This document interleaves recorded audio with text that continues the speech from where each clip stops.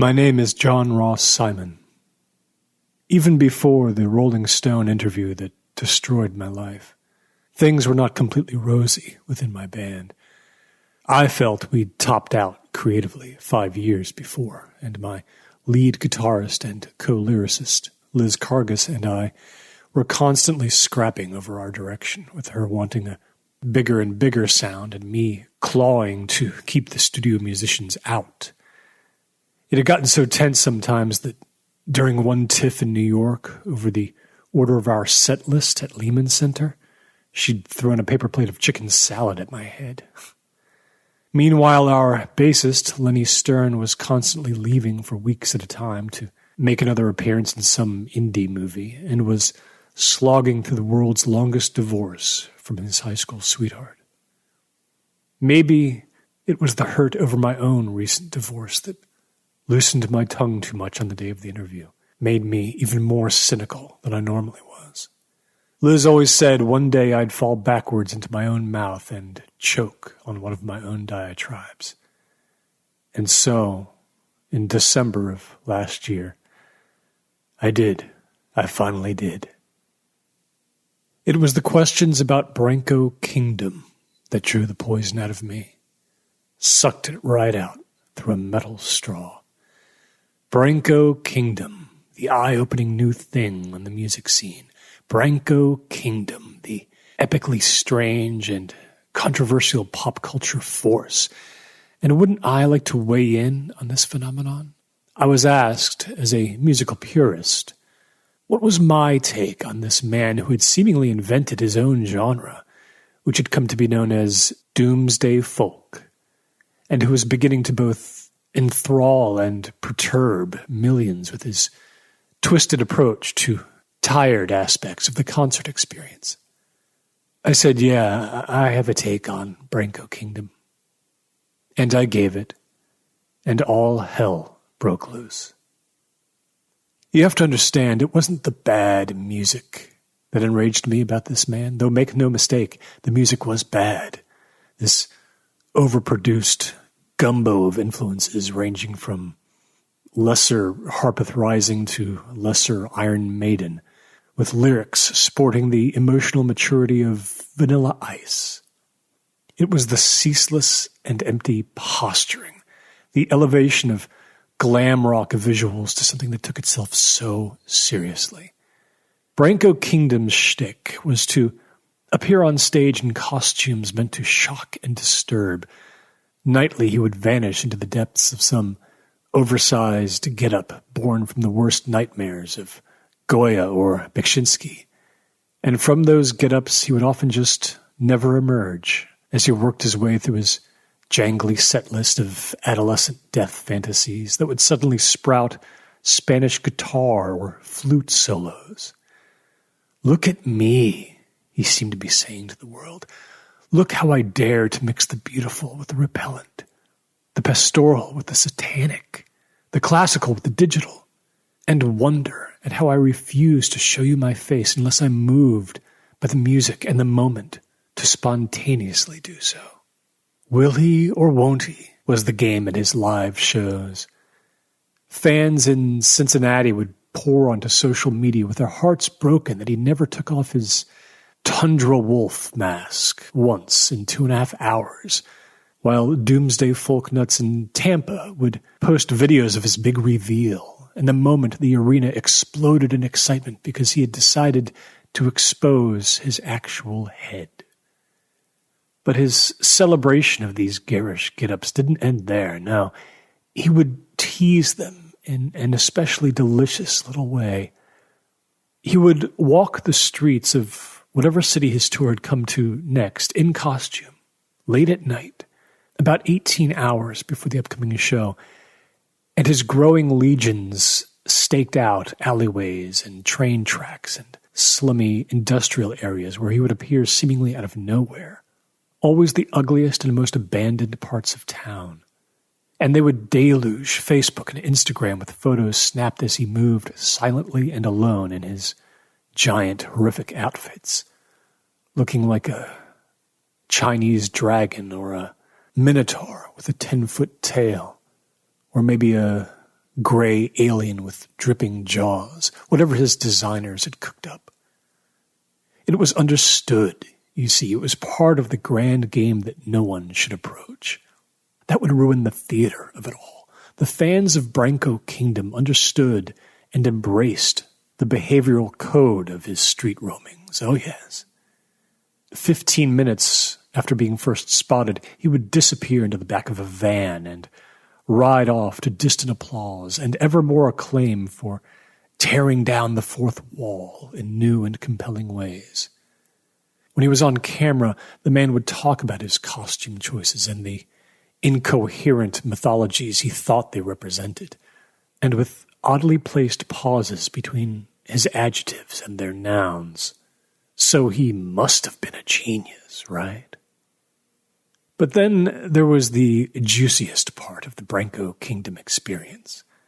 The criminal past and his celebration of it.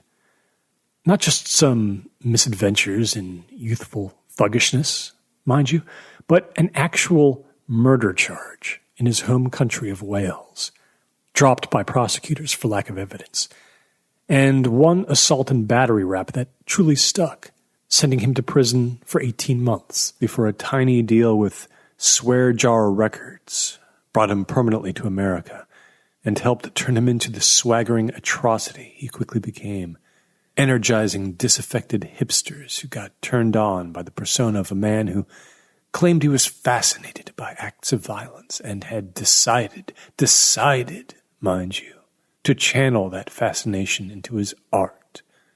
For now. Yes, let me say this about Mr. Kingdom, I told the writer from Rolling Stone. If this man represents even a tiny sliver of popular culture and the musical world, allow me to quietly remove myself from this ludicrous society now. I can only take so many brand puppets trying to bury their lack of skill under special effects and personality stunts. Are you genuinely angry, the writer asked, that Kingdom covertly sampled your second biggest hit song for his first U.S. album, and that you weren't able to legally stop him? Yes, I am, I said. Apparently he had decided that the minuscule profit cut he had to sacrifice from the first 50,000 units of that album in order to assault and bastardize my band's work absolved him of the decency to ask permission or acknowledge his wrongdoing afterwards. So yes, I was angry. And I went on from there. The interview that went online a week and a half after I gave it was 70 paragraphs long, and 7 of them were my teardown of Branco Kingdom. I asked for neither clarifications, nor edits, nor corrections. I called him a musical fraud and an immature goon for his glorification of violence. It wasn't the first time I'd trashed a fellow musician. I had a bit of a reputation for it, you see. Otherwise, Rolling Stone probably never would have even bothered with a fading dinosaur like me. The difference here was I hadn't vented like that to a journalist in years, and the world was now a very different place. I was now prey to the tyranny of thumbs, likes, and shares. Social media blew up, with other musicians asked to take sides in this debate. My interview was seen as a litmus test of how one felt about popular music itself. I was the only one in the band who had no meaningful interaction with the online community. But Liz, Lenny, and our spacey drummer, Ozzy Bunch, came under immediate assault in their various feeds. What a perfect word for them, feeds.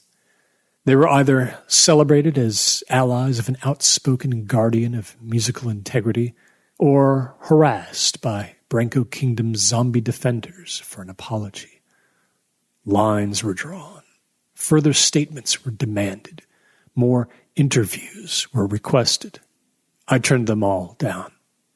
Branco Kingdom, clever lad, at first never said a word, referring to the interview on Twitter only as, quote, sustenance for my many thoughts. I think he carefully observed how poorly I was coming off out there in the digital octagon, and so he let his fans do all the dirty work of posting insults and threats. They made videos of our band's last album being burned, and they slapped together montages of still photos, making all of us look old, tired, and past it, complete with bar graphs depicting the decline of our record sales compared to the ascent of their heroes. Liz, Lenny, and Oz were not happy with me for creating this distraction. There is no distraction, I told them. Just stop looking at Facebook. Stop reading Google News when you're standing in line at Trader Joe's. Think of Christmas and cider donuts and kittens at play. But it felt like the beginning of the end for us. They'd borne my scathing talk about other bands for years, and there had been arguments, yeah. But this was different. Playing Poison is a very dangerous game these days. Naturally, a couple of weeks after the interview was posted, people just moved on. There was always new prey for the masses to feed on as the great conformity experiment that was social media slouched on, and the 24/7 news cycle caught some actor cheating on his wife with his assistant. But there was suddenly more and more question of my use of a certain term in the Rolling Stone interview, a term that wasn't thought much in favor in the year 2022, prone as I was to using somewhat antiquated terminology. Was it possible, just possible, that my use of this one term hinted at an insult directed toward Branco Kingdom's national origin? Had I perhaps intended to slander the very circumstances of his birth?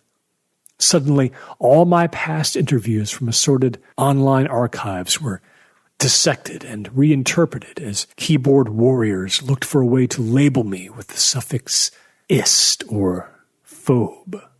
Sensing blood in the bay, the news outlets jumped on the chance to generate more clickbait.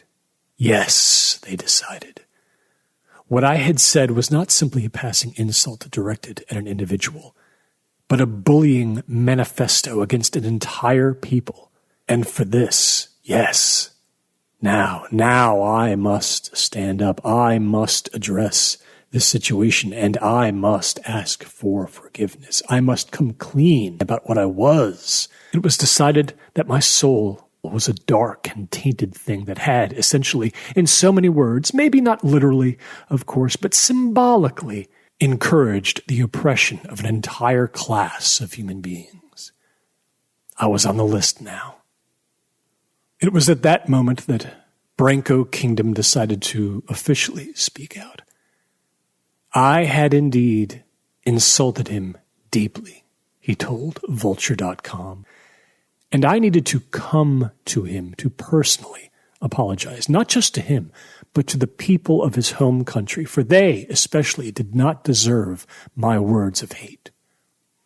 He reissued his call for my servitude on Facebook and Instagram, and when that servitude did not immediately come, he took to TikTok and YouTube, demanding again that I come out of hiding to say I was sorry for everything, for insulting his talent, his showmanship, his heritage.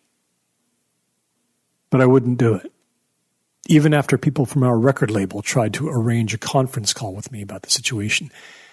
Even after Lenny Stern took me aside and told me that his teenage daughter was catching flack about all this at school. Give it another week, I told him. Let all the overstimulated keyboard tribes keep fuming online. Let Paul Jardel in marketing worry himself into a frenzy over what it might do to the ticket sales on the western leg of the upcoming tour. Everyone will burn themselves out when something juicier comes along.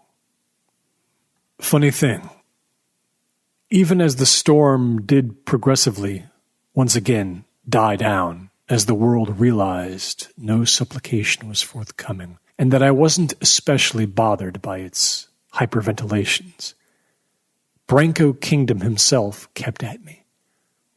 He issued a cryptic tweet in mid-January consisting of just 8 words. JRS. You're running out of chances to atone. With no apostrophe in your, and no period at the end of the sentence, which made it hang there, suspended. He couldn't tag me or @reply me or whatever you call it, but it was obvious who he was talking to. He made a subsequent remark to someone at BuzzFeed that I had crossed a line that would not be forgotten. He was not a man who bore insults well, he said, sitting on a cinder block at some construction site somewhere on the East Coast. He probably thought it made him look tough, there in his tasseled leather jacket that flowed down past his boots, and his temporary cheek tattoo showing an eel. After that video eeled its way into the public, I issued what I thought would be my final statement on the matter to a friend of mine at the New Yorker. It was supposed to be off the record, but then I said, you know what? Go ahead and print it. None of the troglodytes who listen to Branko Kingdom's screeching read Talk of the Town. I said to my friend, the day that convicted felon teaches me about lines that shouldn't be crossed, I'll eat his guitar tuner. It's not like he understands how to use it anyway. Considering him out of my life from that moment on, I turned my attention back to rehearsing with the band for our American tour of clubs and smaller venues that would start in February. 6 days after that declaration, I got a call on my cell just before 10 p.m. I just had a fairly unsuccessful date with a performance artist and was not in the greatest mood. I was cobbling together a nice Brunswick stew to throw myself a little late-night pity party in my kitchen when the call came. I actually did recognize the voice on the other end of the line, but pride would have kept me from tipping my hand, even if the confusion of how this man had gotten my cell number hadn't thrown me for a loop that left me temporarily speechless. "What do you want?" I asked him. And he replied, simply, in a Welsh accent much thicker than he normally seemed to produce for his ever-so-profound public musings, "An apology." There were so many insulting things I wanted to say to him in that moment that I mentally choked on all of them. And instead I just waited. "Things could get very bad for you," Branko Kingdom told me. He said he obeyed his own laws, not anyone else's. So there it was, a direct threat maybe, as hollow as his stage act probably. By the time he said this, I'd already made 2 full revolutions around my living room in the dark, geared up, completely tense, rubbing my temple, trying to summon the perfect dagger to slide into him. "Shall I start recording this conversation?" I asked him, "so you can explain each line in court someday?" "You're not afraid yet," he said, "but you will be." He informed me that he was much, much stranger than anyone suspected. "Oh yeah?" I said. "How strange?" "Ask Finley Hughes," he said, dropping a name I only sort of knew. Never in my life had I had such a surreal conversation, including the request for a theme song from the producers of a Mormon sitcom. But Kingdom was eerily lucid in his final thoughts before hanging up on me. He told me that I had 1 week to come to his home personally with an apology, or the next steps would be taken. I'll never forgive myself for my weak rebuttal, which amounted to nothing more than an invitation to my contemporary to get back in the trash can from whence he crawled and die there. "My grandfather," he said, "beat it into me that we were never to be demeaned. I have generations to protect." He sounded so weirdly sincere that I calmed myself to ask him, why me for this disproportionate response to a magazine interview? I sure as hell wasn't the first one to criticize him online, in print, to his face, whichever. Why me? It's not always completely my choice, he said, and then he was gone. I went over every single thing, every word he said again and again as I sat in the dark, my food in the kitchen forgotten. There was no other way to interpret things. He had threatened me, and he clearly didn't care what I might say to anyone else about it. His confidence shook me. I finally fell asleep at a little past 4, I think. The next day, Liz and I had to meet with a promoter and a stage designer about tour logistics, 2 hours of the usual scheduling and spec headaches. Afterwards, standing on Ventura Boulevard, I told her what had happened the night before.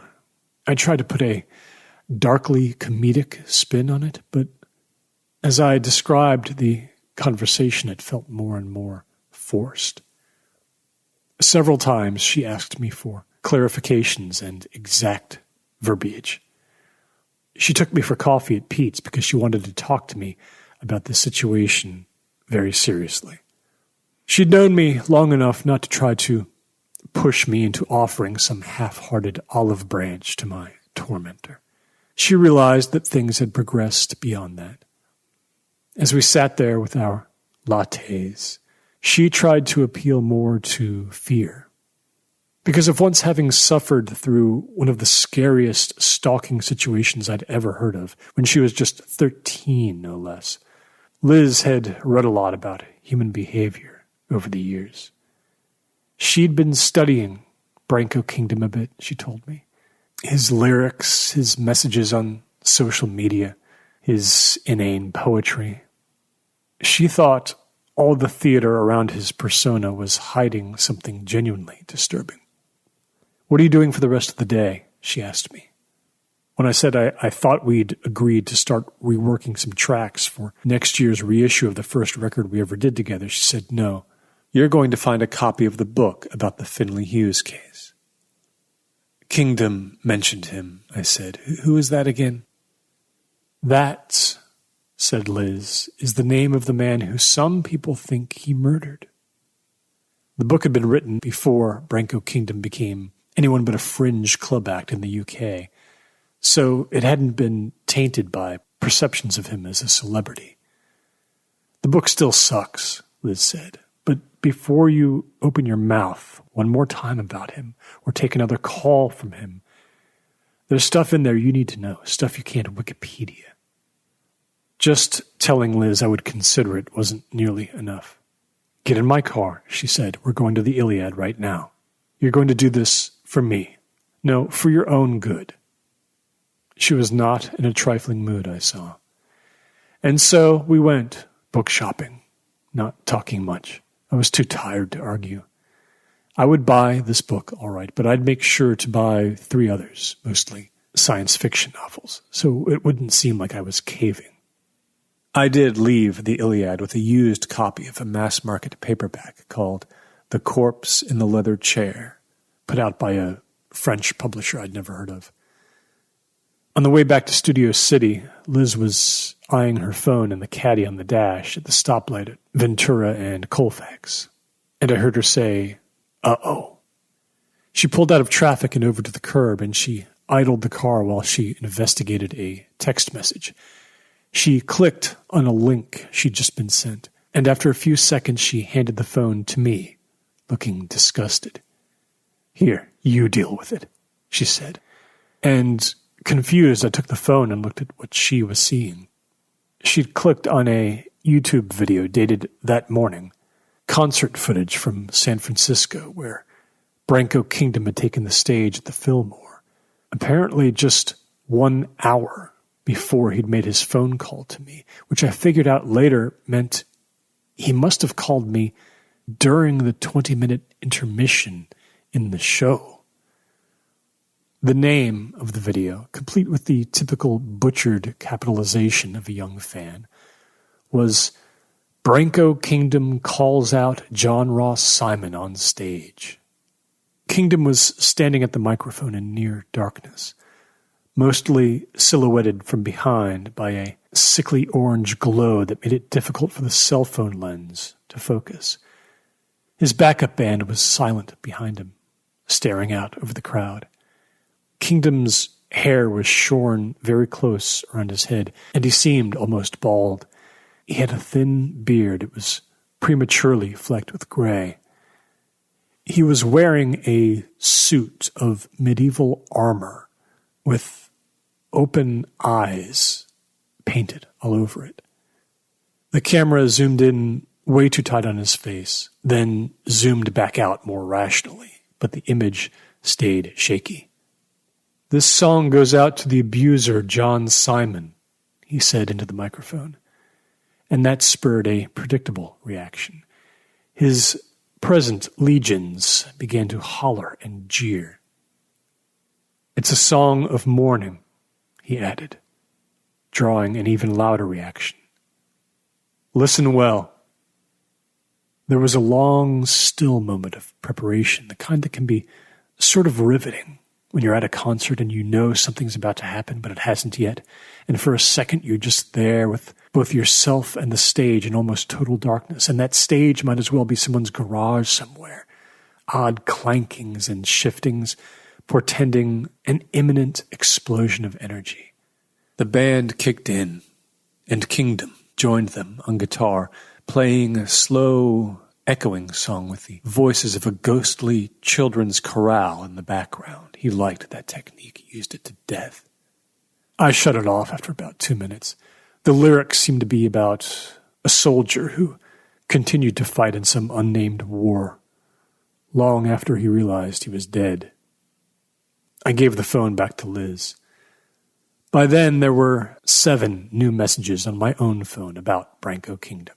4 of them I could ignore, but 3 obligated me to text back and say, "Yes, I'm fine. No, I don't feel threatened. No, I'm not doing or saying anything." Fog the next morning. Actual fog rolling off the Pacific. It was one of the band's last official practices before the tour, and we were meeting in a grungy warehouse in Venice no one really knew about, nice and private, stuck on the edge of an industrial block in a building bordering a muddy yacht graveyard. That fog, so rare in L.A., seeped in over it, shawling everything in a gentle gray gauze that was partially due to smog, of course.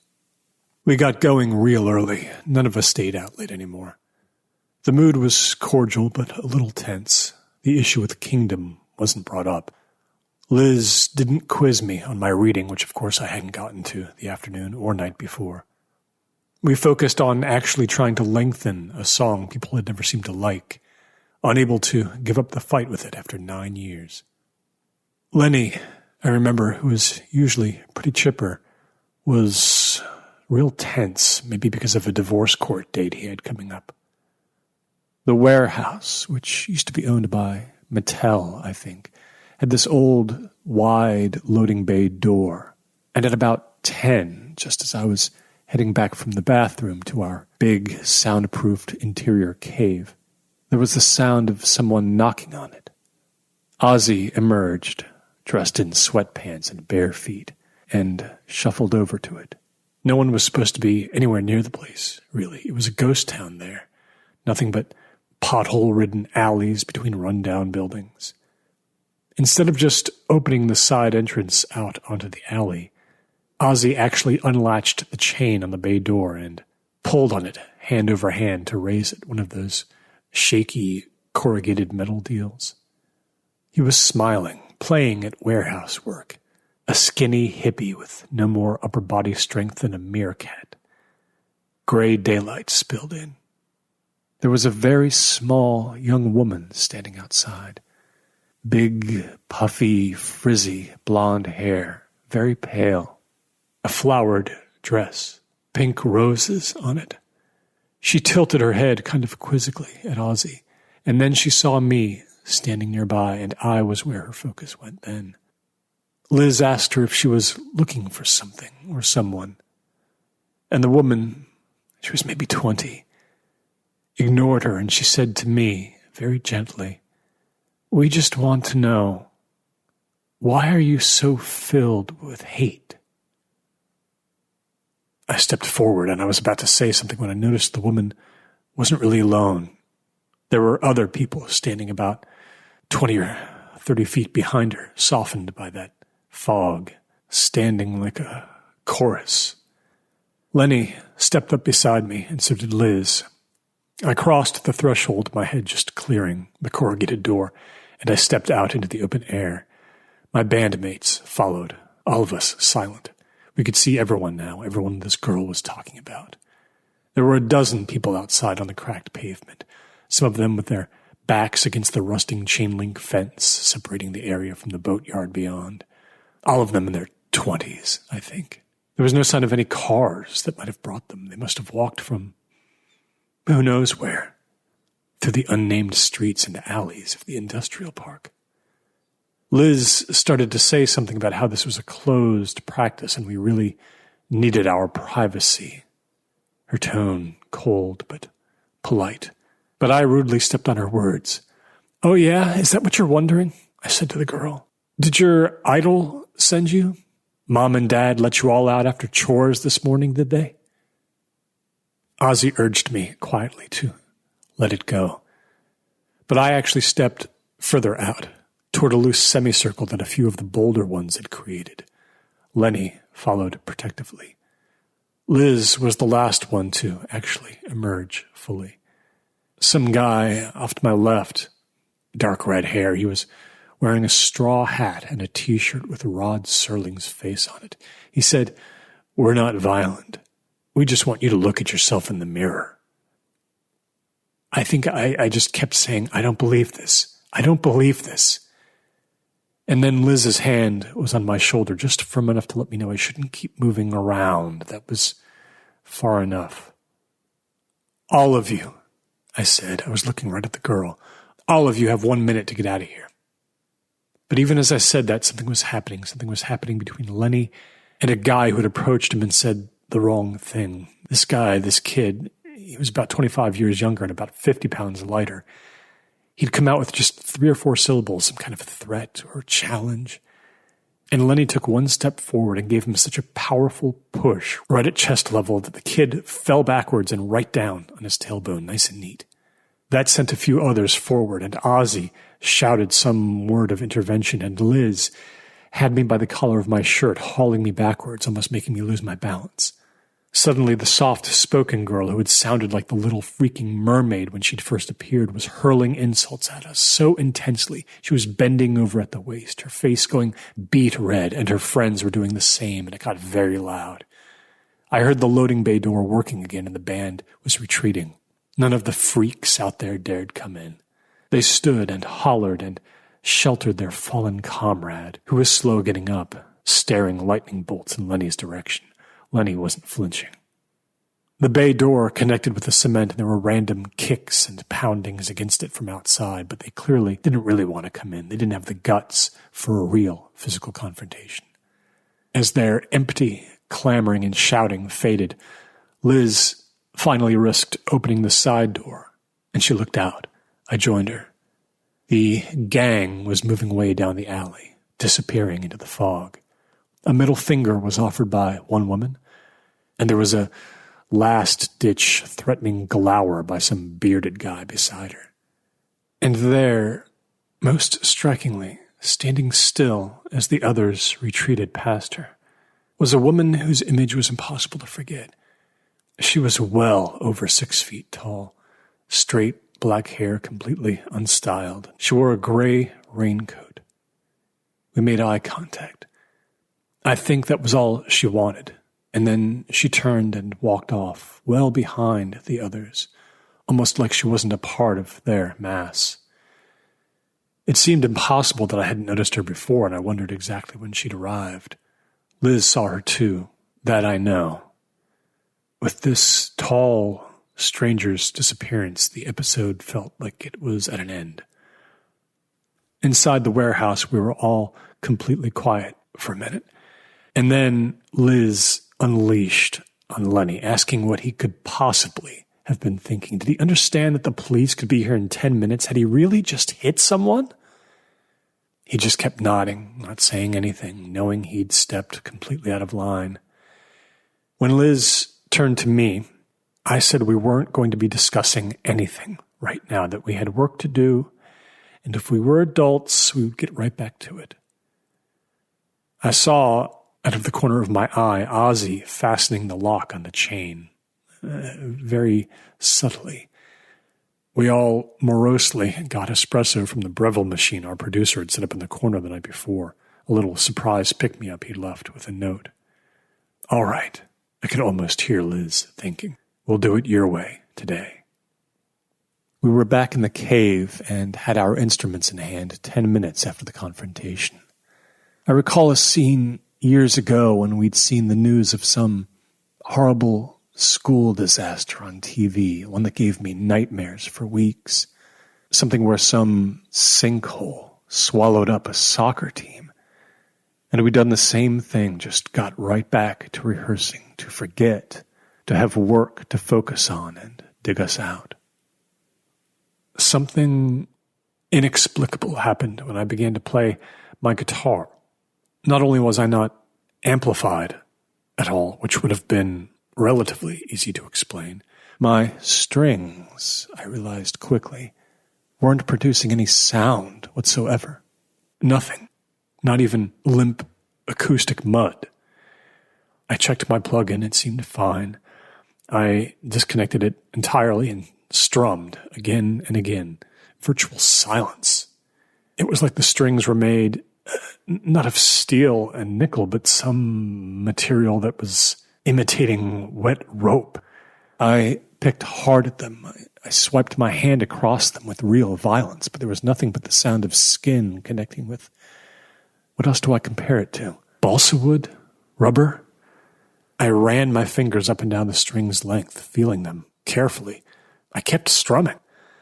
Liz came over to me. She checked my chord for herself, and then she touched the strings as well, expecting some kind of practical joke maybe.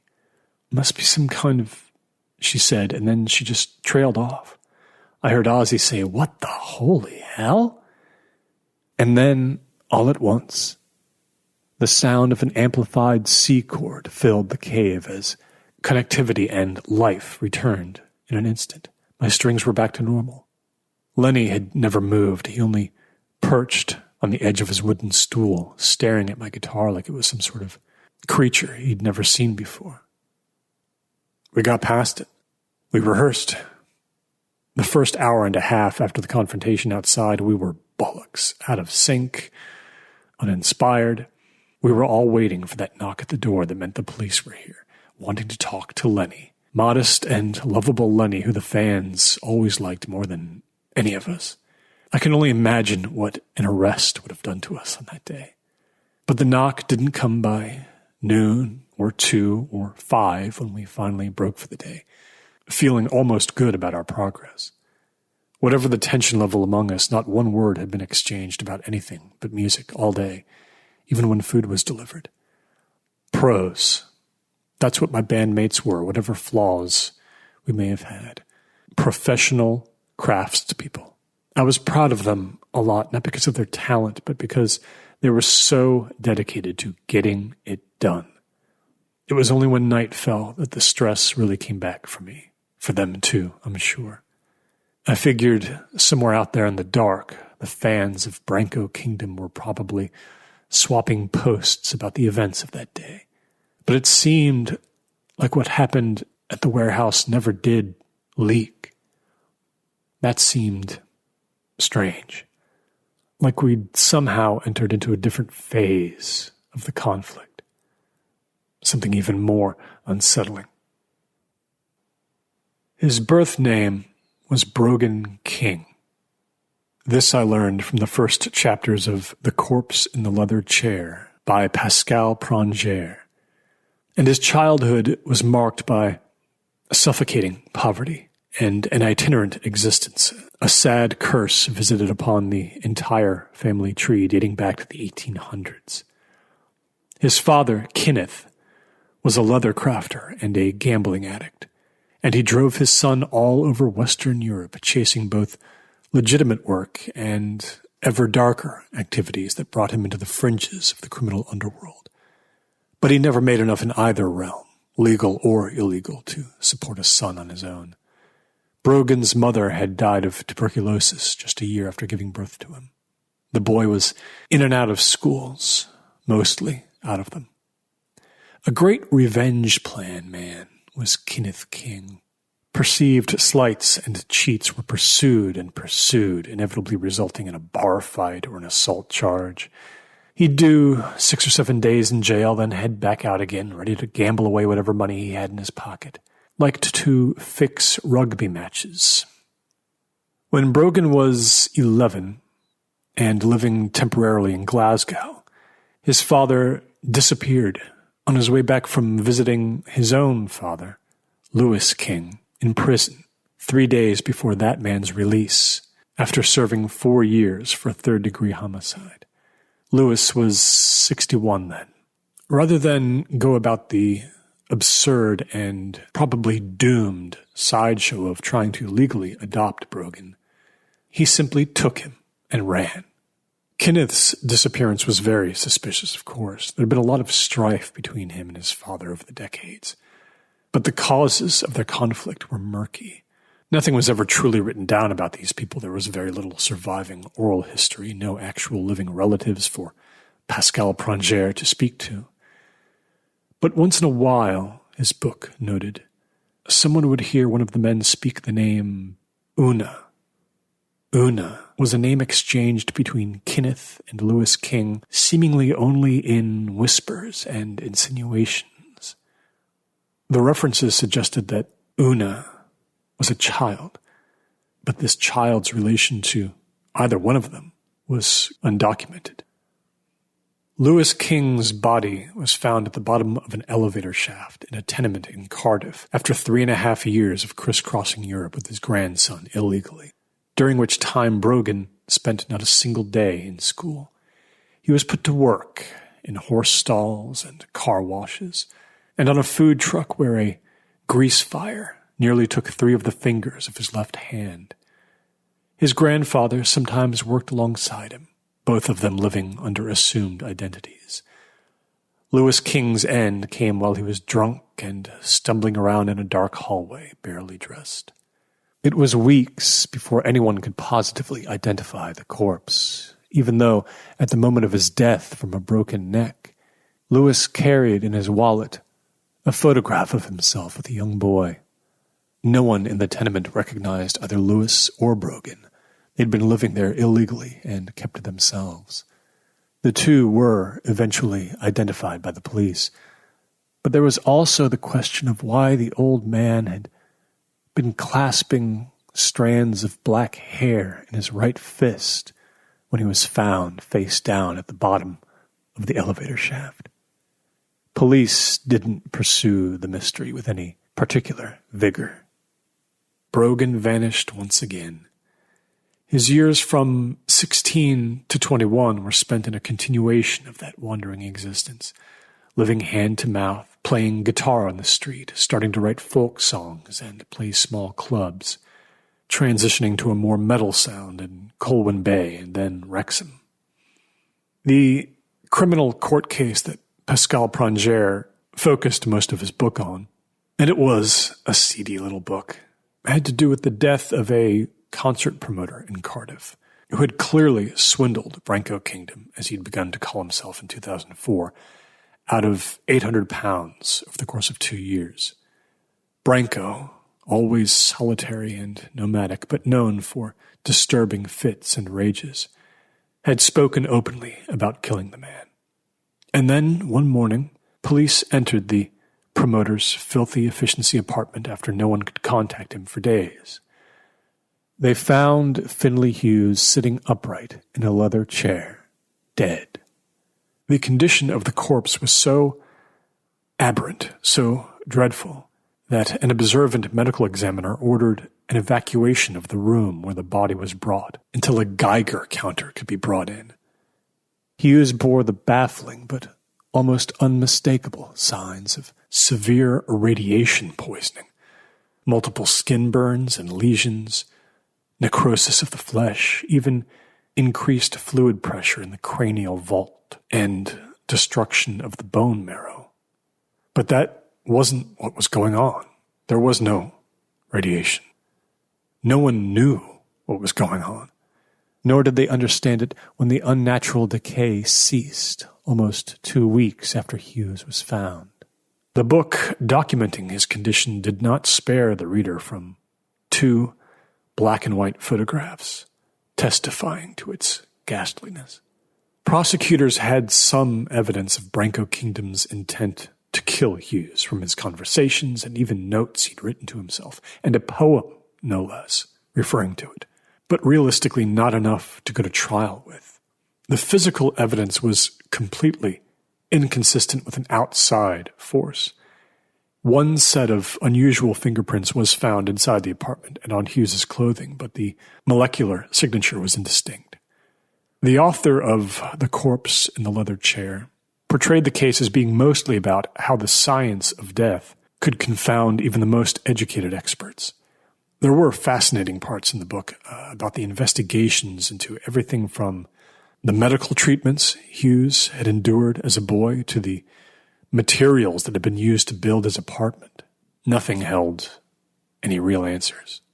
In the end, a revoltingly smug Branco Kingdom walked away free. His musical career in Western Europe began to flourish, and soon he came to America, technically a felon, because of his conviction and jail stint for beating the frontman of a punk rock group in an alley before a crowd of onlookers back in Wales. The way I felt when I closed this book that Liz had made me buy was, I suppose, only about half what she'd wanted me to feel. What I came away with mostly was the portrait of a young man whose awful upbringing had hardened him in ways there was no coming back from. But I also hated him even more somehow.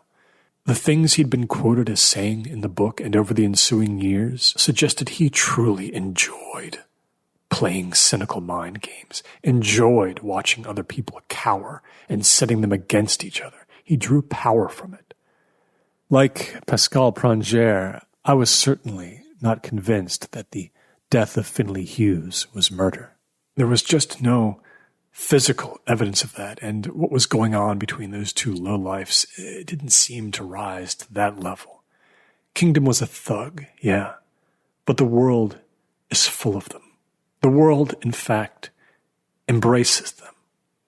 I hadn't lived 50 years, suffered all the usual slings and arrows, and had to hold fast against untold numbers of record industry vampires so I could bow down to just one self-obsessed cretin. The Corpse in the Leather Chair went into my library donations box before the urge to flip back through it one more time could possess me. Liz made one last attempt to set me straight the day after my address was leaked online by some of Branco Kingdom's fans. I wasn't home when it happened. My sublease of a small place near Griffith Park was up, and I was staying for a bit at Liz's little house on Hope Ranch Beach, which she hadn't even seen for a year. She'd bought it for her retirement someday, and it was always made available to anyone in the band or our friends or relatives who were visiting. So here came word of people going to the house I'd been living in, driving past and yelling things, honking, stuffing cruel letters in the mailbox, even creeping up to front windows and peering in. Kingdom did nothing to dissuade these freaks from doing it. Neighbors called the police and were good enough to run someone off themselves when it seemed necessary. The more cynical people I knew swore up and down that it had been Kingdom himself who'd leaked the address. No, Liz told me, upon surprising me with an appearance at the beach house on a chilly Friday afternoon. No, he'd admit it if he'd done that, she said. I'd been doing a little composing on my Mac when she showed up. We sat out on the back deck, bundled up a bit, looking out over the moors-like expanse of the back of the property, which led to a private stretch of beach and then the Pacific. She'd bought me a new tea kettle from Sur La Table, a peace offering, I suppose, making sure it was in what everyone knew was my favorite color, bright green. She'd been having dreams, she said. It happened a lot when she got stressed and began to worry for the people in her life. In one of them, she was walking through a castle, and she could hear sounds coming from a dungeon somewhere, sounds of screaming. She went into a room, and someone she knew was Branko Kingdom standing there, and he was costumed like he'd be in concert. He was a tin soldier, as if he were appearing in the Nutcracker. Bright blue coat, red vest, tall hat, boots. But he was holding a severed head in one hand, and there was nothing to pretend about that. It dripped blood. "You know, you are a bully," Liz said to me. "You think of it as being proud, stoic, whatever, a man of principle, whatever feels like it puts you above the small-minded people. But you did insult him, and you did insult where he came from. Don't think of it as apologizing," she said.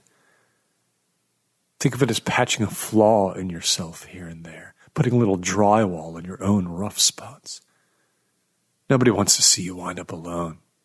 Some aging rock guy keeps regretting what he says, keeps putting his foot in his mouth. But I tell you, she was wrong. Regardless, I want everyone listening to know this. When I say something, that is exactly who I am. In a good mood, in a bad mood, angry, sad, sober, drunk, stoned, educated, uneducated. I ask for no erasure or reinterpretation, and I will never revise my record for anyone. You can all define John Ross Simon however you want, but I don't edit myself for you. Your shallow wounds you show to others for pity. Look what he did to me, you say. Those wounds belong to you. We talked more, Liz and I, but when it was clear she wasn't getting through to me and never would, she left. But first, she did remind me of something I'd written myself back in 1998. Lyrics on my first clumsy album. For a song called Welcome to the City, I wrote, "Opinions and philosophies in an odious flow. God save us from the people who are sure that they know." What happened to the guy who wrote that? Liz asked me. The guy who had some doubt about things. Where'd he go? The waves coming in, rolling in. I wanted to take one last walk on the beach before the tour. I crossed the dwarf dunes behind the house and made lonely tracks in the sand as dusk came. Just a twinge of orange in the sky. No surfers today, no one else venturing out. The houses on the left and right were hundreds of yards down the beach. I was just 10 or 15 steps from the shoreline when I became aware of a presence well behind me. God knows how I sensed it. I turned, expecting it to be Liz. Already I was regretting my tone with her, and I was at least ready to admit I had my doubts about the threat level posed by Branko Kingdom, who I thought just might challenge me physically at some point, outside some club or on my doorstep, who the hell knew. But it wasn't Liz. It was a woman in a gray raincoat and crimson sneakers. She was tall, so tall it was the very first thing that registered. Straight black hair, stirred and whipped by the wind. It was the woman I'd seen outside the warehouse in the fog. She was walking towards me, expressionless, My anger wasn't even waiting for words or introductions anymore. This was trespassing, and this woman would pay. Her right hand was in her pocket, which made me nervous. When she got close enough, she took from it a small card, an index card, and she was extending it to me even before she stopped before me in the sand. I will guess her height, 6 feet 7 inches, based solely on my feeling from having watched more than a few NBA games almost courtside. Very flat features, no makeup. That hair came down almost to her waist. I took the card. It had block handwriting on it. It said, "I sacrificed the ability to talk. I am Brogan's sister. I can hear." So was it any wonder I didn't know at all what to say? My memory of that particular moment is so indistinct. I felt so diminished by her towering height, the size of her hands, her obvious physical strength. I must have said something, surely something confrontational, maybe insulting, because out came another index card, the kind you buy at Staples, 100 for $1, blue lines with one red one up top. "Last chance," the card said. "Come to this address, 11 p.m. I recognized the road the next letters described. It was out in the valley. It was my turn again. I offered that it was truly brave of Brogan to send his sister, if that's who she really was, to threaten me. There had been no mention of a verified sibling in Pascal Pranger's book, or in anything I'd read or known or heard about Kingdom. I pushed this first set of cards into my own pocket. She produced yet another from hers. It read, "I am the one who makes strange things happen, or I can make it stop." Her lettering was memorable for the fact that each word was on a slightly different alternating horizontal plane, and the bars of her E's were way too long, like little reaching arms. "Make it stop?" I asked her. I had to raise my voice now over the wind and the ocean. "Pray tell, what would it take to make you stop this? Because I would really like to know." For this, she had no perfect card. She held her right hand low in front of her, just above waist level, as if she wanted to make sure no one saw what it was doing. And she rubbed her thumb and middle finger together in the unmistakable, universal symbol for money.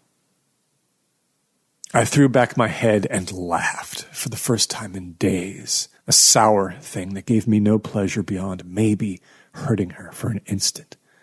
Never did she lower her eyes or give any sign she cared. I told her I was calling the police, and I turned away, walking close to the shoreline as I pulled my cell phone from my pocket. I steeled myself not to turn, no matter what, not give her the satisfaction of looking back. If she wanted to be arrested, that was her right as a citizen of our fine country.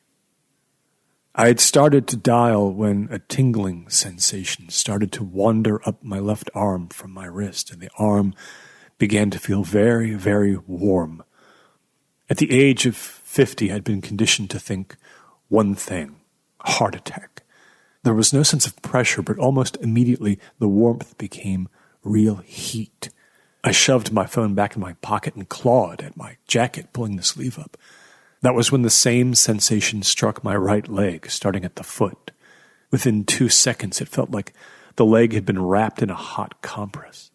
There was a popping sound, and my left jacket sleeve caught fire. I could smell the smoke as flames circled and squeezed everything below the elbow, like a constricting snake.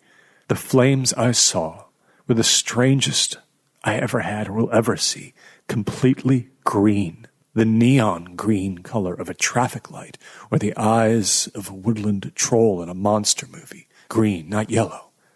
And by the time I realized this was all really happening, the right leg of my jeans went up in flame. A bright green explosion of heat and pain, and I screamed. What a stunning palette I must have been, those flames against the dusk sky over the ocean as I spun and shrieked and beat at the fire. Through the upward curl of the heat shimmer, I saw Branko Kingdom's sister striding toward me across the sand from 10 yards away.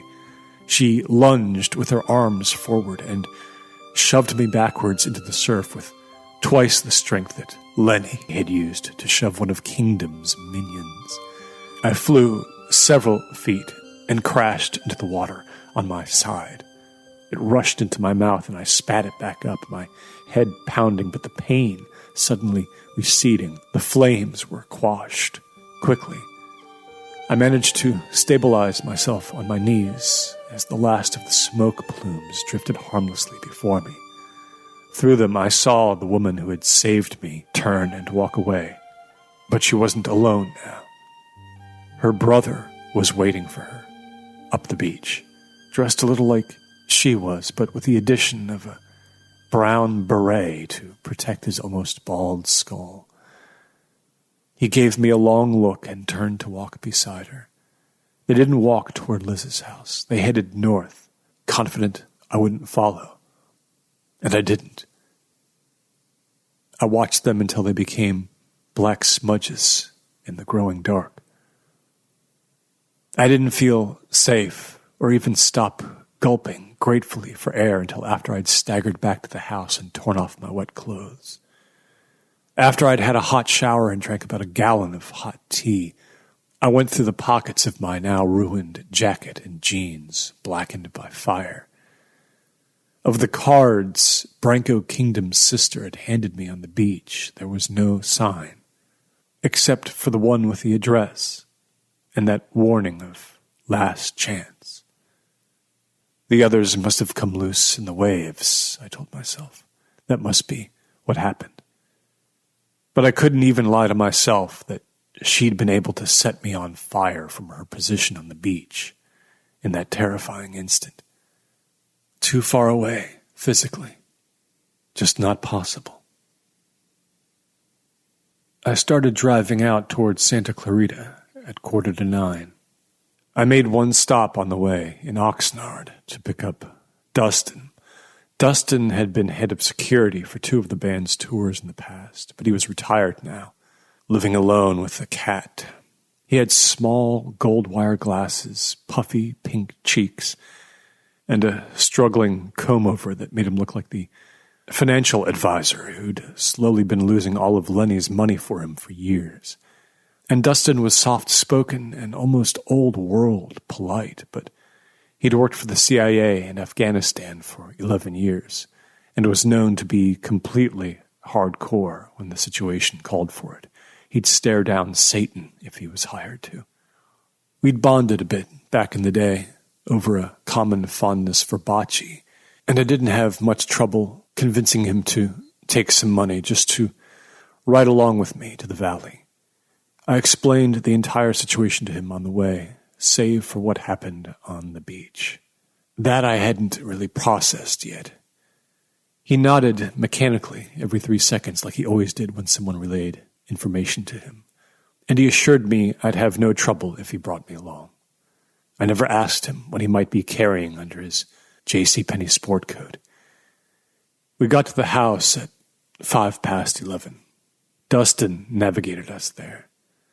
The clarity of the lettering on the fully dried-out index card was still intact, but the address seemed to be a mistake. Not that the neighborhood wasn't how I remembered it, nestled in the hills, one house only every quarter mile or so, but the place I'd been directed to was dark, looked abandoned. An unmaintained Spanish colonial 3 stories high, unlit windows, overgrown lawn. Not a single car in the circular drive. I idled there, getting more and more nervous and hating myself for it. "Look there," Dustin said, and then I saw it too. The front door was actually ajar, and deep inside there was a faint glow, like candlelight. Dustin asked me if I was okay with the situation. I did what I figured was the smart thing. I dialed the number that Branko Kingdom had called me from on the night he'd first personally threatened me. It rang and rang. No answer. Dustin's eyes moved in subtle motions here and there to take in the property, always returning to that glow from within. I hung up and made the decision that we just go in. Theater, I told Dustin. Just empty theater. Surely that's what this was.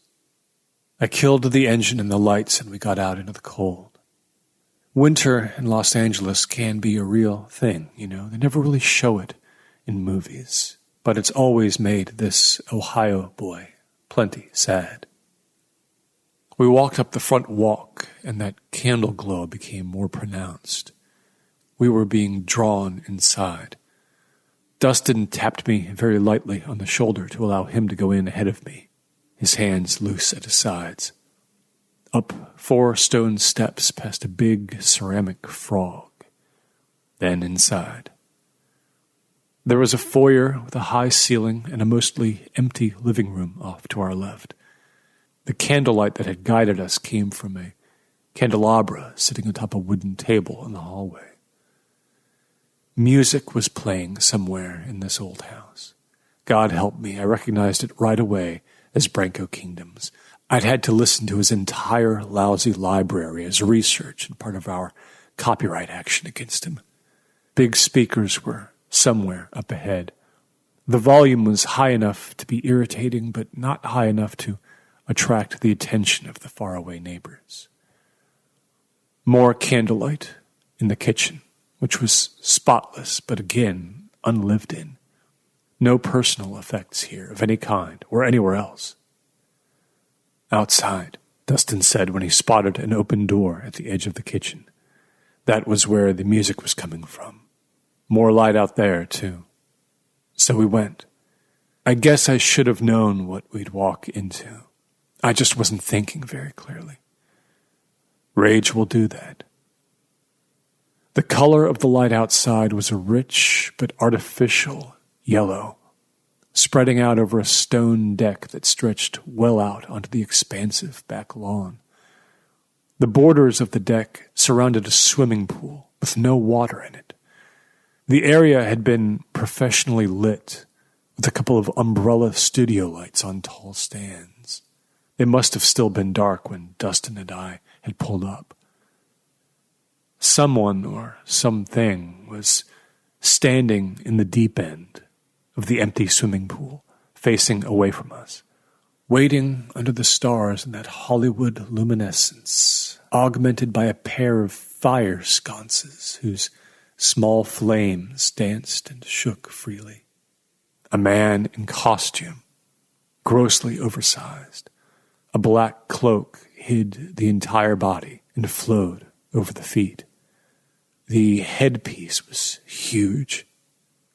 I stepped toward the edge of the pool as the music thrumming through the nearby speakers sagged into a different Branko Kingdom deep cut. Off to the left of the pool, a guy with a ponytail and a white t-shirt was calmly working some computer equipment set up on a rolling cart, a tangle of cords and cables running all the way back into the house. 2 high-end video cameras were set up on tripods, one looking toward one end of the pool and one looking toward the other. This tech guy poked a couple of keys on a laptop, and the camera views were suddenly rearranged on a small, flat-screen monitor set before him. He knew I was there, but he paid me no attention. In the pool, the man thing began to turn. Like its head, its hands were enormous, lumpy and pasty white, just 3 fingers on each hand. The head featured an almost flattened nose and a grotesquely wide mouth that was nothing more than a dark slit, inhuman. Its big, shiny eyes were crimson and completely vacant. No corneas, no pupils. They stared both at me and beyond me. The thing in the pool looked like a crude, papier-mâché demon with skin 1,000 years old. The firelight made the skin glitter. Branko Kingdom waited for me. The tech guy hit a few more buttons, and the studio light that shone in my direction brightened just a bit and shifted just a few degrees. I stepped to the very edge of the pool, hesitating before the 3 wide stairs which led down into the shallow end where Kingdom and his helper wanted me to go, for the most efficient camera angle. Dustin hung back. I turned and looked at the video monitor. Yes, it was true. The live feed had begun on YouTube and God knew what else about 8 minutes before, likely as soon as they heard us pull up to the curb. Kingdom had no intention of speaking. He waited. He slowly spread his bulbous creature arms, making that cloak look even bigger. My breath plumed up prettily in the beam of the lights. Was I prepared to give him what he wanted when I'd first entered that house?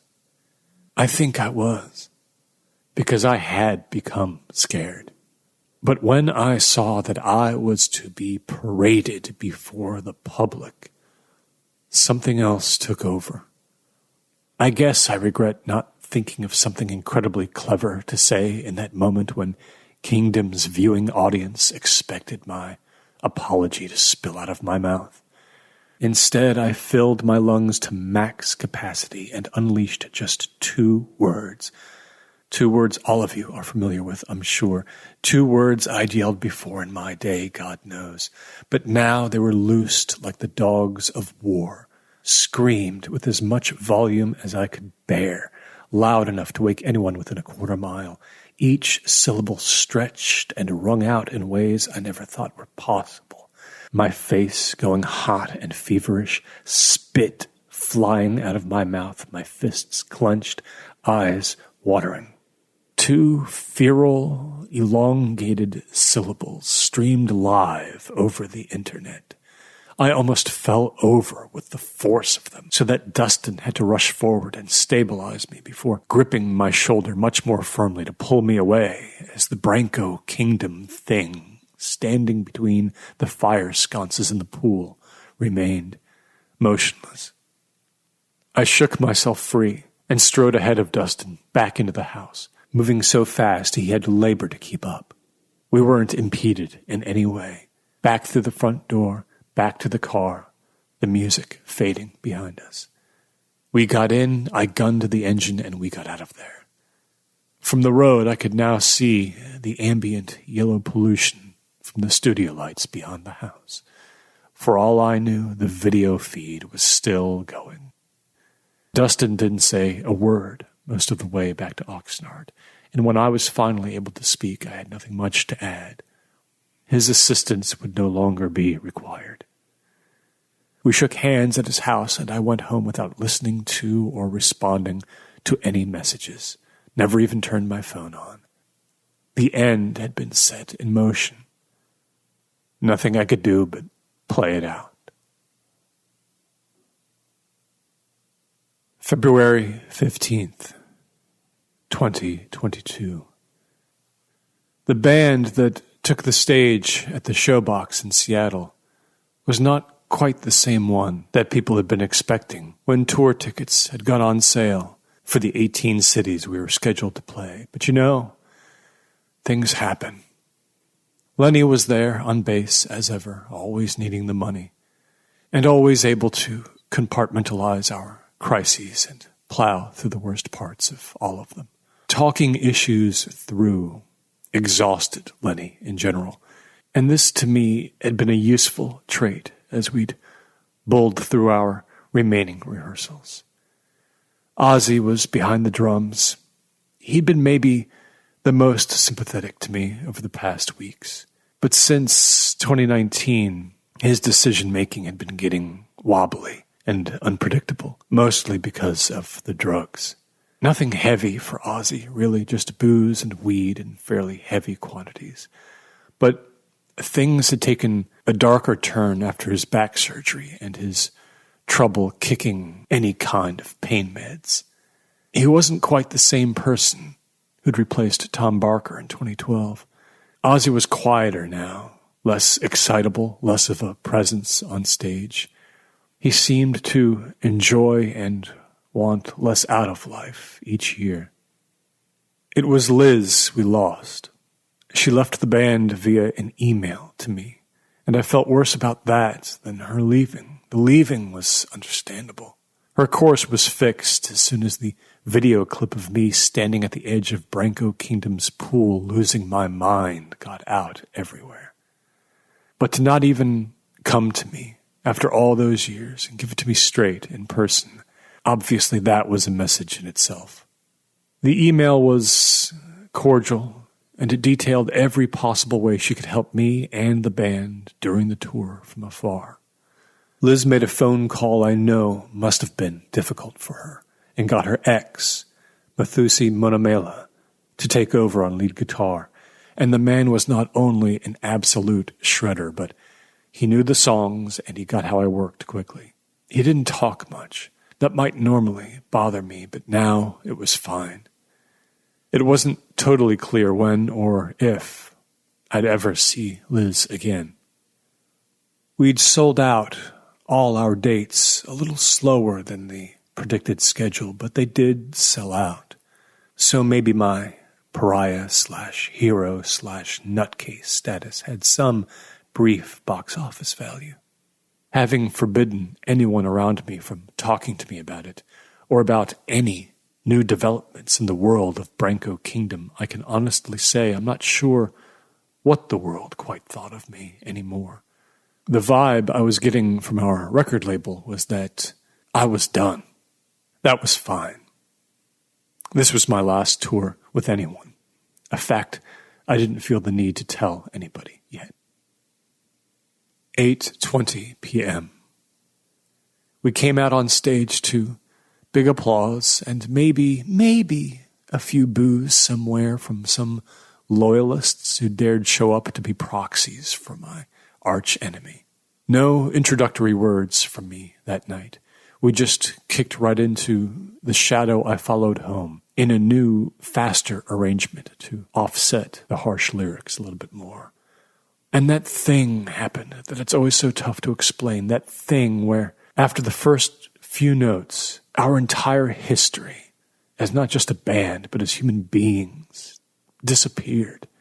And there was no past and no future, just electricity and action and feeling. And it felt like I was engulfed in both darkness and light at the same time.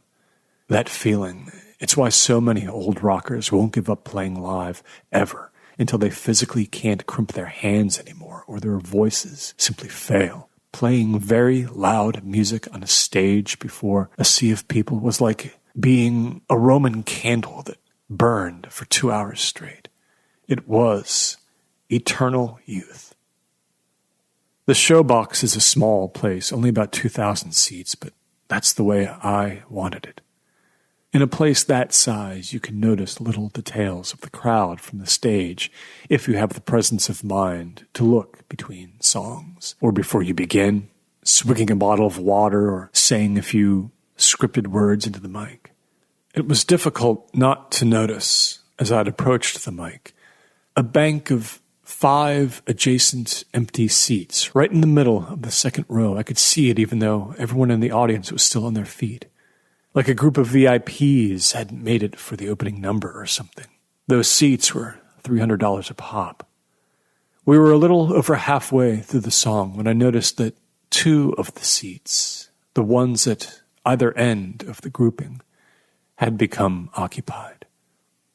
In the leftmost seat sat Branco Kingdom, spotted only in brief flashes when the energized bodies in the first row separated just enough to see. Kingdom wore a black baseball cap pulled down low and a turtleneck sweater. Totally anonymous. In the rightmost seat was his sister, wearing the exact same clothes I'd seen her in twice before. Even indoors in a sweaty music hall, she wore that raincoat. If she hadn't been sitting down, she would have caused a real sightline problem for the people behind her. Even when you're mildly stunned on stage. You play on because instinct and momentum have taken over. And what was I supposed to do? A seat at our concerts could be bought by anyone. After the song finished, I would have a split-second word with the lead security guy who was standing stage left, just out of sight. You see, what I had done that made me a marked man was take away my enemy's power, even so briefly. He'd had none as he grew up. It had been kept from him by degenerates and criminals. For him, the music, the fame, the costumes to shift his identity this way and that, it was all about gaining power, coveting it, and holding on to it. And I had broken that hold, and that's what he couldn't bear. I understand that now. About 30 seconds from the end of our opening number, something went sideways with the sound of Mathusi's lead guitar. A discordant note, then another. I turned, alarmed. He was collapsing to the stage, still holding his blue Stratocaster as I sang these words.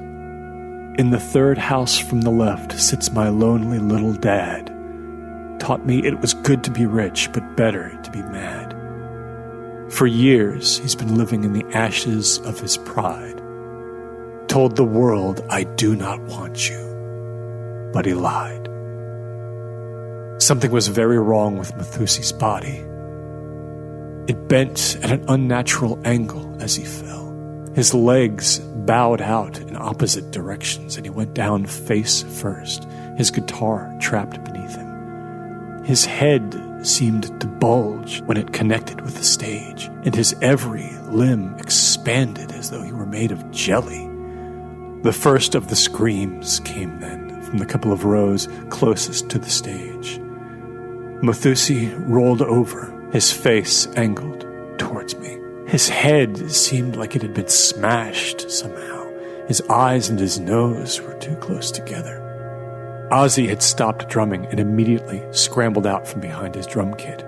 He got about 3 steps toward Mathusi when his eyes went wide. He raised his face to the cavernous ceiling high above and opened his mouth as if to yell in unimaginable pain. The veins in Ozzy's neck bulged and changed color. Then he went down as well. With the music now stopped completely and me being so close, I heard the sound vividly. I doubt anyone else could. Ozzy's body hitting the stage sounded like what I imagine a garbage bag filled with motor oil would. No solidity. The look on Lenny's face was sad and plaintive as we made eye contact. His features appeared to melt as his bass fell from his hands and his tall frame sagged, slumped, and fell with a looseness of limbs that makes me think now of a marionette whose operator has suddenly cut its strings. His mouth had opened in a horrified O shape, and I saw that his teeth were gone. All of them. Just gone. Then the seemingly structureless bag of Lenny's fluids and organs hit the stage, and like the others, he was dead. In the second row of the showbox, people were screaming and backing away in horror from the seats flanked by Branko Kingdom and his sister, who were content for the moment to take in the sights, quite still. Those middle 3 seats weren't empty anymore. 3 human skeletons, soaked with blood, were propped up in them, empty eye sockets staring at the stage. I unslung my guitar, dropped it onto the stage, and staggered forward to the edge of it as bedlam descended, and people rushed for the exits or merely stood in shock in the aisles, not knowing what to do. Both security and our tour manager had run out onto the stage, and shortly medical personnel would appear and frantically try to figure out what they were dealing with. I didn't look back again at the hollow sacks my bandmates had become. I looked forward instead at their propped up bones. The crowd was pushing in both directions in the aisles. Some kind of announcement came over the PA. I don't know what it was. A woman from security was trying to pull me toward her, but I shook her loose and jumped down onto the main floor. Fans were coming up to me, reaching out, offering help, weeping, shouting. I pushed them all away. Branko Kingdom and his sister had disappeared. I thought I saw Branko in the crowd, getting farther and farther away, and I shouted for him, but it really could have been anyone. His sister, who should have been easy to pick out in the chaos, was nowhere. The side exits had all been flung open. Already photographs were being taken of the gawking, lounging, wet skeletons, and of course the stage itself where my bandmates lay. Security didn't have the numbers to keep anyone from doing so. Panicked and mesmerized fans converged quickly on the bones, and some of them tried to keep me back from them. I got close enough to reach out to touch the skull of the skeleton farthest on the left, that one in particular, because the weird angle of its head and jaw made it seem like it was laughing at me. But hands and arms surrounded me, and I was practically lifted off my feet as I whispered, "Lenny." Whatever shot they gave me 15 minutes later to stop my wails of sorrow and fury erased most of what happened then. I went down into darkness, and I was kept there for a very long time. It's April now, and I am in my right mind once again, thinking very clearly. I've answered every question posed to me 3 times. My visitors have all had to come to me in person here in my dark little hideout in Montauk. No cell phone anymore. They don't know what to say. Liz, I can tell, is very worried about what I'm turning into now. But even she is without ideas about how to help me. I watch the gulls on the beach through the living room window for hours at a time, staying very quiet, very calm. Sometimes I'll make little notes on a pad of paper, ideas for poems. I'd like to do a book of poems someday. Branko Kingdom disappeared after the concert at the Showbox. What else could he do? See, you can arrange to slowly kill a man with some kind of ghastly syndrome that feels like radiation poisoning is eating your core. You can do that once in life and maybe get away with it. But you can't rip the insides from 3 human beings in public and not irrevocably shatter reality. I have a theory if you want to hear it. I don't think Kingdom knew that his sister was going to do what she did to the band. 3 simultaneous heart attacks, maybe? That's what he expected to see happen. Something like that. With me then left all alone to suffer and agonize over the guilt of what I had caused. I think even he was confused about why the 3 empty seats were there. His sister, I believe, is actually beyond his control. She's the truly dangerous one, the one with the power to make things happen. Maybe there's no trust between them. Maybe there's even strife.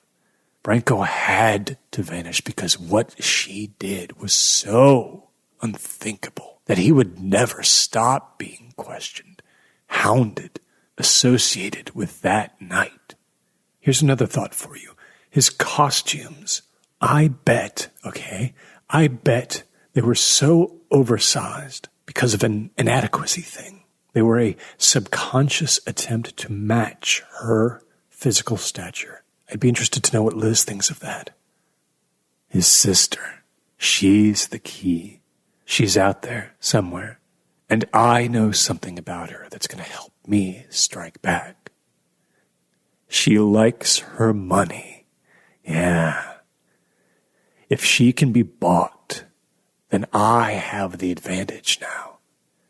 If I haven't been struck dead yet by some bizarre wasting illness, or maybe another round of spontaneous combustion, more complete this time, maybe it means she'll be open to a deal. I'm sure I have more money put away than Branko. His musical career just hasn't been nearly as long as mine was. And now he'll have to bleed his savings to stay out of sight. I'm willing to give it all to her. Everything. I'm curious about what she could do to him with the right persuasion. It's got to be truly epic. Next month, maybe the month after, I'm going to get back in touch with Dustin to see if he has any ideas about who we might contact to get a search going. My days are going to get busy, and at night I'm sure I'll keep dreaming of my arch-enemies, cloaked nighttime wanderings through slummy neighborhoods and industrial wastelands. Wherever he really is right now, he's never going to stop needing new and more elaborate disguises to escape.